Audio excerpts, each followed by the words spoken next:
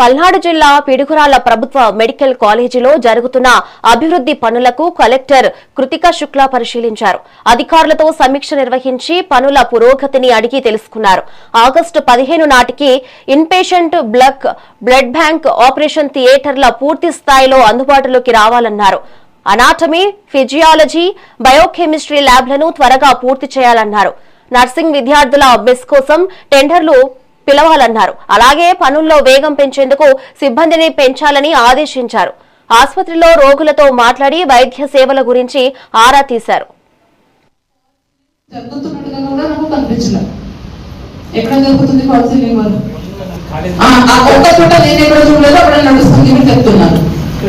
Only one place where I not seen.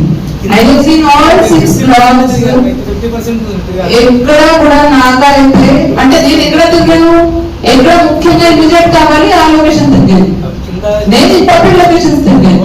ఆ important locations లో అయితే కౌన్సిలింగ్ జరగలేదు at present, which is the major gap. నేను first day నుంచి మీకు చెప్తున్నాను, ఫస్ట్ డే నుంచి కౌన్సిలింగ్ ఒకేసారి మొత్తం 80,000 ఎస్ఎఫ్టీ యూజ్ చేయాల్సి వస్తుంది. ఎంత ఎస్ఎఫ్టీ ఇది?